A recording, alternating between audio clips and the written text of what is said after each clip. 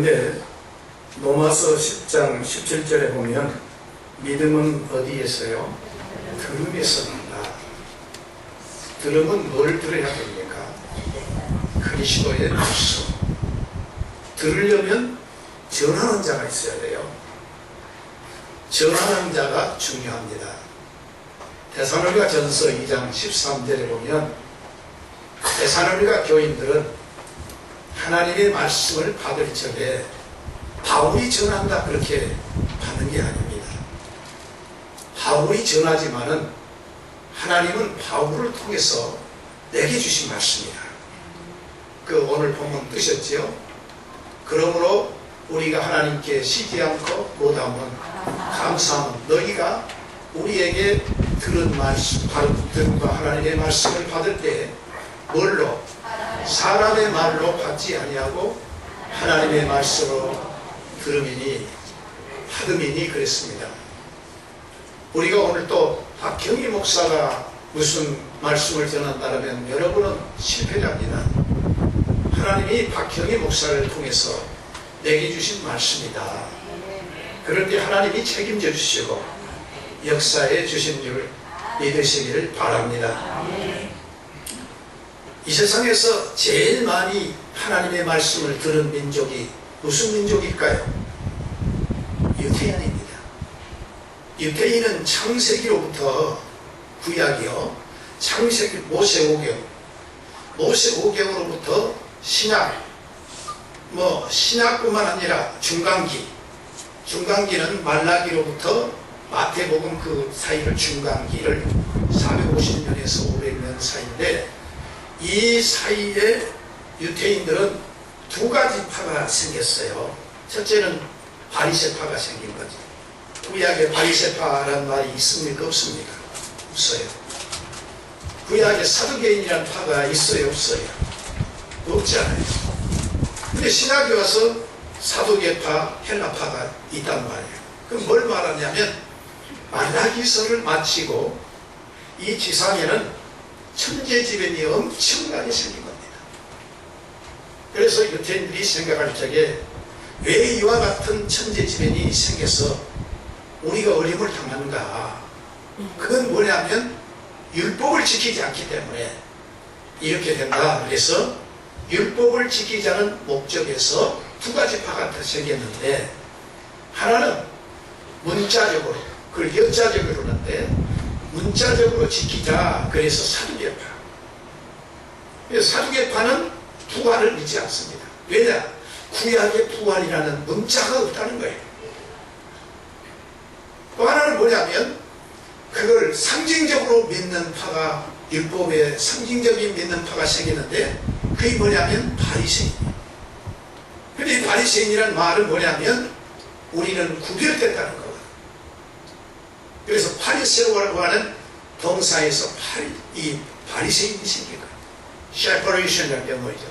그래서 우리는 구별됐다는 거예요. 이렇게 해서 이스라엘 백성들은 성경을 너무 많이 들었어요. 근데 성경 말씀을 많이 들었지만 결국 그들은 그 들음과 말씀을 가지고 예수를 죽입니다. 무엇을 생각합니까? 말씀을 듣기는 듣지만 믿음으로 들어야 되고, 그 믿음이 뭐냐면 유태인들은 자기에게 그걸 적용한 것이 아니라 남에게, 저 사람이 잘못했다는 거예요. 그래서 유태인들은 성경에 우리 주님이 말씀을 증거할 적에 제일 방해꾼이 누구냐? 율법을 제일 많이 하는 유대인들이에요. 예수님께서 유대인 보고 뭐라 하냐면 해치란 뭐요? 무덤이라고. 무슨 자식이라래요? 독사의 뭐요? 자식이라래요. 누가 독사의 자식이라는데 누가 좋게 그걸 받아들이겠어요? 근데 예수님은 그 말씀을 그들에게 그대로 표현한 거예요. 오늘 교회 다니면서 말씀 많이 듣면서 요즘 말씀 홍수에 살고 있습니다. 기독교 텔레비를 들어보면 4개 정도 채널에서 쉬지 않고 설교가 나와요. 기독교 방송국의 프로그램에 아마 3분의 2는 설교일 겁니다. 그렇게 많이 듣는데 정말로 믿음이 있느냐? 무슨 믿음이냐? 믿음은요, 듣고만 있으면 안 됩니다. 어떤 사람이 얘기하면 나는 어렸을 때 주일학교를 다녔습니다. 나는 성경을 배웠습니다. 그렇지만 배운 것도 중요하고 아는 것도 중요하지만 믿어야 되는 거예요. 그리고 그 믿음은 뭐냐면 순종이 있어야 열매가 있는 거예요. 믿음은 순종이 있어야 돼요. 순종이 없으면 참다운 믿음이 안 되는 거예요. 그런데 사람들은 순종을 할 적에 손해된 줄 압니다.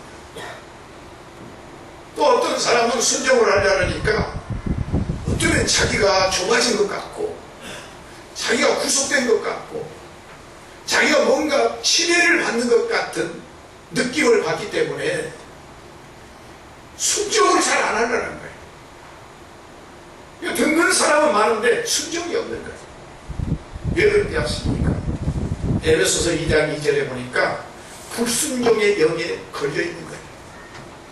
그래서 교회 다니면서 불순종의 영에 걸린 사람은 교회에 오면 또 목회자에 대해서 아주 부정적인 생각을 가지고 그렇게 해서 어떻게 그가 신앙생활을 올바로 할 수 있겠어요? 무슨 원수였다? 하나님 기도하고 금식하고 저녁마다 불리고 새벽에 불리고 하나님한테 부르짖어 기도하는 그분이 나쁘다고 생각하면 그거 어떻게 생각하는 거예요? 우리가 하나님의 말씀을 들을 적에 믿음이 생기고 순종이 생기고 이럴 때 우리 믿음이 복을 받을 줄로 믿습니다. 오늘 본문의 말씀은 12해를 혈루증으로 앓는 여자예요. 몇 년이요? 12해. 종교적으로 말하면 혈루증으로 앓는 여자는 부정한 여인이에요. 남편에게 버림받았습니다. 이혼했다는 뜻은 아니에요. 옛날에 여인들은 아기를 낳으러 시집을 간 거예요. 아기 낳으러 갔는데 이 여인은 아기를 못 낳아요. 혈루증 때문에. 그것이 12달이 아니라 몇 년이라고요? 12해를. 근데 문제는 이렇게 말합니다. 오늘 26절에 이 사람에 대해서 이렇게 얘기해요. 의원은 몇 사람 만났다고 그래요? 많은 의원에게, 그 말은 병은 한 가지인데 약은 수천 가지. 어디 가면 좋다더라. 누구한테 가면 고친다. 그래서 많은 의원에게 많은 무엇을 받았어요? 괴로움을 받았고 있는 것도 다 못했다. 허비했어. 그러니까 모든 것을 다 허비했어. 근데 문제는 뭐냐면 허비했는데 거기서 자기에게 돌아온 거 있어야 되는데 아무 몫이 없어요. 효험이 없는 거예요. 그 말은 뭐예요? 치료가 안 됐다는 거예요. 근데 더구나 더 중요한 것은 도리어 더 뭐예요? 중하여지던 차에 절망의 여인입니다. 이제는 도저히 고칠 수 없는, 여러분요, 혈루증 그러면 요즘에 와서는 그렇게 큰 병이 아닐지 모르지만 지금 못 고치는 병이에요. 그러니까 많은 의원에게 많은 괴로움을 받았고 있는 것도 다 허비하고 아무 효용이 없고 도리어 더 중하던 차에 들려오던 소식이 있어요. 27절에 무슨 소문이 들렸습니까? 한번 따라주세요. 예수의 소문. 예수의 소문. 여러분 오늘 또 예수의 소문이 우리 속에 가득하시기를 주의 이름으로 축원합니다. 사람이 소문이 중요하거든요. 근데 소문 중에 일소문도 있고 또 뭐예요? 헛소문도 있어요. 근데 소문 내는 거, 교회가 누구 소문을 내야 하느냐? 예수 소문을 내야 돼요. 그게 뭐냐면 전도예요. 근데 전도를 입으로 하는 것도 되지만 행동이 전도가 돼야 돼요. 입으로는 나쁜 짓 하고 거짓말하고 이간질하고 그러면서 행동,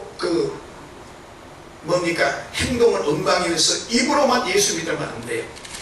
예수 믿는 성도는 말도 행동도 전도가 돼야 돼요. 우리의 삶이 전도가 됐으니 주의 이름으로 축원합니다. 가능하면 여러분, 그래서 이 주일날은 주님의 날이에요. 그렇기 때문에 시간 지키세요. 미리 오셔서. 불신자들이 볼 때 예수 믿는 사람이 11시가 넘었는데 11시 30분에 들어가네. 불신자들은 엿보고 있어요. 불신자들이 엿보고 있으면서 믿는 사람의 약점이 발견되면 아주 도매금으로 예수 믿는 사람이라고 그랬다. 어떤 사람 예수 믿는 뭐라 해요? 저래가지고 그렇게. 그러니까 우리의 말도 행동도 믿는 사람 다 와야 돼요. 믿으시기를 주의 이름으로 축원합니다. 아멘. 믿는 사람 다 와야 돼요. 그래서 여러분, 교회는 예수 소문 내는 거예요. 아, 성경교회 다니는 사람들 보니까 다르더라. 정말 예수 믿는 사람이다. 정말 예수가 함께하는 사람이다. 이런 역사가 있어야 할 줄로 믿습니다. 이 여인은요, 예수의 소문을 들을 때 이렇게 생각할 수 있어요. 부정적으로 보면 예수가 의사야. 누가 예수님이 병을 고친다, 죽은 자를 살린다, 또 38년 병자를 살렸다 할 때 이 여인이 듣고, 아니 뭐 예수가 그럴 수 있어? 또 생각할 때 예수님이 나사렛 사람이라는 의사가 압니다. 소문이 많이 났으니까. 그런데 그때 당시 나사렛 사람들은 지역적으로 봐도 아주 천빈이 사는 곳이에요. 목수들이 있으니까 주로. 예는 예수님의 예수님의 양구에서 요셉도 목수였으니까. 우리 한국의 목수들이야 대접받고 대단한 그 노임도 받지만, 옛날에는 가장 치열한 직업이 창녀, 목동, 목수들이잖아요. 그러니까 이 여인이 얼마든지 부정적으로 예수가 의사야. 그리고 이렇게 생각할 수 있어요. 듣자니까 백부장의 아이는 말씀으로만 해도 낫다는데 예수님 보고 가가지고 말씀을 해달라고 해? 이럴 수도 있어요. 그런데요, 믿음은 행함이 동반이 돼야 돼요. 행함이 없는 믿음은 죽은 거예요. 이 여인은요, 그 소문만 듣고 앉아있는 게 아니에요. 사람들이 이 여인이 오면 다 소문났어요. 부정한 여인이요. 그리고 이 여인이 오면 냄새가 가득합니다. 모든 사람이 싫어해요. 가족들도 싫어하고 다 싫어요. 그런데 오늘 17절에 보니까 소문만 듣고 있는 것이 아니라 뭐라 그랬어요? 소문을 듣고 무리 가운데 섞여 오랬다 그랬어요. 주님께 몹시 온 거예요. 기독교의 가장 중요한 것은 와야 돼요. 수고하고 짐진 자들아 내게 오라. 아멘 하십시오. 요한복음에 보면 요한복음 1장과 2장, 3장까지 보면 계속 이런 얘기. 와 보라. 와 보라. 어떤 사람은 예수님을 철학적으로 혹은 또 종교적으로 설명할 수 있어요. 그런데 기독교는 뭐냐? 와 보라. 오면 예수의 능력이 있고 예수의 사랑이 있고 예수의 고침이 있고 예수의 구원이 있는 그런 역사가 있게 될 줄 믿습니다. 그런데 오늘 성경 27절에 보니까 무리 가운데, 그 말은 수많은 사람들이 예수님이 가시는데 막 인산예를 이룬 거예요. 왜냐? 병 고침 받으려고. 그런데 이 여인은요, 무리 가운데 섞여, 이 말은 뭐냐면 해볼까 말까 그게 아니고 너무 죄송한 거예요. 주님 앞에 내가 죄송하다. 정말 내가 이렇게 주님 앞에서 부끄럽다 이거지. 그래서 무리 가운데 섞여 뒤로 온 거예요. 앞으로 가지 못하고. 왜냐하면 유대인 남자인데, 예수님은 유대인 남자인데, 그래서 그곳에 무엇을 댑니까? 손을 대는데 28절이 손을 댄 이유가 있다는 거예요. 뭐랬습니까? 이는 내가 그의 어데만 옷에만 손을 대어도 무엇을 여기서 말씀하신 구원은 병고침을 말하는 거예요. 할렐루야. 여러분 오늘도 이 믿음으로 승리하시기를 주의 이름으로 축원합니다. 그러니까 이 여인은 예수의 소문을 듣고 앉아있는 것이 아니라 첫째는 희망이 생긴 거예요. 세상에 의사는 못하지만 예수님은 내 병을 고쳐주리라. 사람은 희망이 있을 때 행동이 아름다워지는 거예요. 그 다음에 이 사람은요, 희망이 있으니까 그 다음에는 말이 달라진 거예요. 나도 고칠 수 있어. 나도 치유될 수 있어. 믿으시길 바랍니다. 아멘. 인간이 사용하는 것 중에 말이 얼마나 중요한지. 이 세상에 존재하는 모든 생물 가운데 말하는 존재는 인간밖에 없어요. 우리가 기도하는 것, 내 마음에 있는 기도를 내 말로 표현한 하나님이 얼마나 기뻐하죠. 여러분 찬양을 하는데 하나님 앞에 내 마음에 있는 이거를 복주붙여서 하나님께 찬양 얼마나 기뻐해요. 할렐루야. 아멘. 그래서 여러분 말이 복이 기를 주의 이름으로 축원합니다. 아멘. 이 여인이 말할 수 있어요. 부정적으로 예수가 의사야. 그리고 나는 안 돼. 나는 못 고쳐. 지금 모든 사람에게 있는 거 다 허비하고 약 좋다는 거 다 써보고 의사 다 만나면 안 돼. 그럴 수 있어요. 근데 이 여인의 말은 달라진 거예요. 유명한 벤자민 프랭클이라는 사람은 예수를 믿으면 언어가 달라진다. 무슨 언어를 쓰느냐? 첫째는 사랑한다. 말합시다. 사랑한다. 입으로만 사랑하지 마시고 가정에서도 사랑을 먼저 하는 성도가 되시기를 바랍니다. 그 다음에 무슨 언어를 써야 하느냐? 이제는 나도 고침받을 수 있다. 이 여인은 그런 거예요. 나도 고침받을 수 있다. 그러니까 부끄러움을 무릅쓰고 결단을 해서 예수께 온 거죠. 여러분요, 희망은 귀한 단어, 언어에서 고백이 나오는 거예요. 기독교가 뭐냐? 천주교하고 기독교의 여러 가지 차이가 있지만 천주교는 건물을 교회를 봐요. 그런데 기독교는 뭐냐? 고백이 교회의 기본이에요. 베드로가 고백했습니다. 주는 뭐요? 그리스도시요 살아계신 하나님의 아들이라. 이 고백 위에 교회가 세워집니다. 믿으시길 바랍니다. 아멘. 그래서 여러분 뭐라고 우리가 하나님 앞에 오늘도 고백하느냐? 마음속에 어떤 사람은 나도 오늘 예배를 드리면서 그냥 가지 그럴 수 있어요. 그러나 여러분 이 예배는 주님을 만나는 행위입니다. 주님을 배우는 거예요. 대통령 배우러 갈 때 여러분 어떤 생각 갖겠습니까? 박근혜 대통령이 여러분 오시라는 어느 정도 준비하고 가시겠느냐고. 복장을 아무렇게나 하고 시간도 아무렇게나 하고 그렇게 하겠습니까? 아마 그러지 않을 것입니다. 우리는 내가 하나님 앞에 어느 정도 믿음을 가지고 준비하느냐에 따라서 주님이 나에게 은혜 주시고 복을 주시고 함께 만나 주실 줄 믿습니다.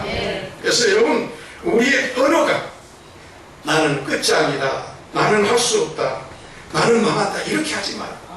예수를 믿었으니까 주님 나는 이제 될 줄 믿습니다. 여러분 1986년에 밤이라는 소설을 썼습니다. 이게 다큐멘터리 형식인데 이것이 노벨상을 받았어요. 문학상. 이걸 아우슈비츠 탄광 뭡니까 가스실에서 아버지가 죽어가고 어머니가 죽고 형제가 죽어가요. 자기가 눈으로 본 겁니다.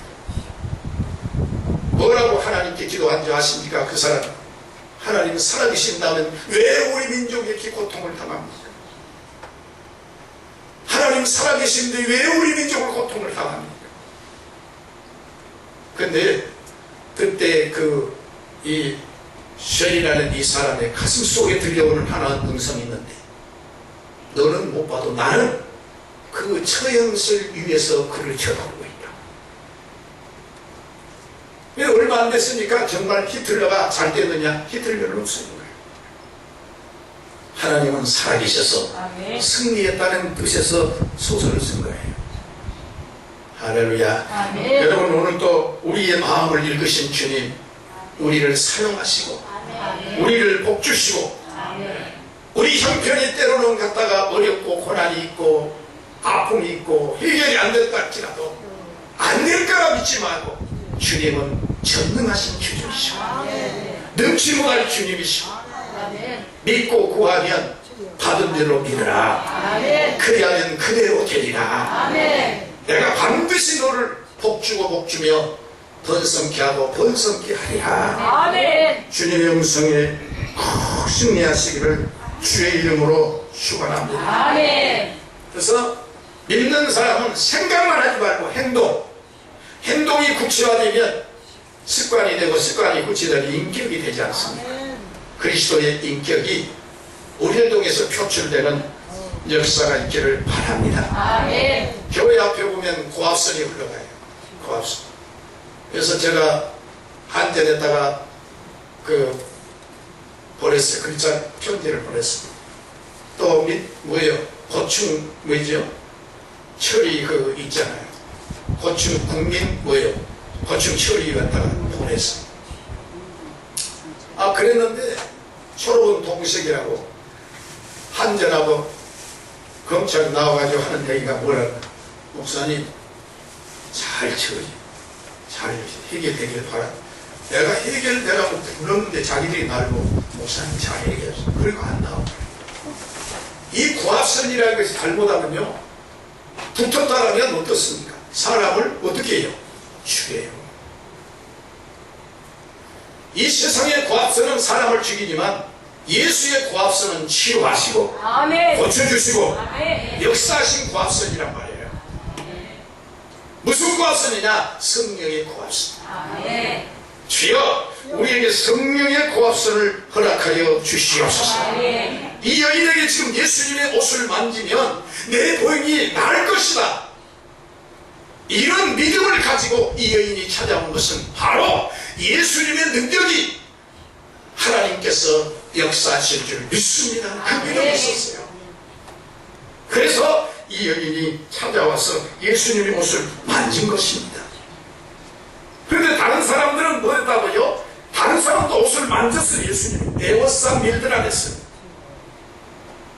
그런데 예수님의 옷을 만지고 나니까 자기가 뭐 됐다 그랬죠? 깨달았어요. 자기가 아프다 그랬어요. 이제는 고쳐졌다는 걸 알았어요. 고쳐진 걸 안 거예요. 깨달았어요.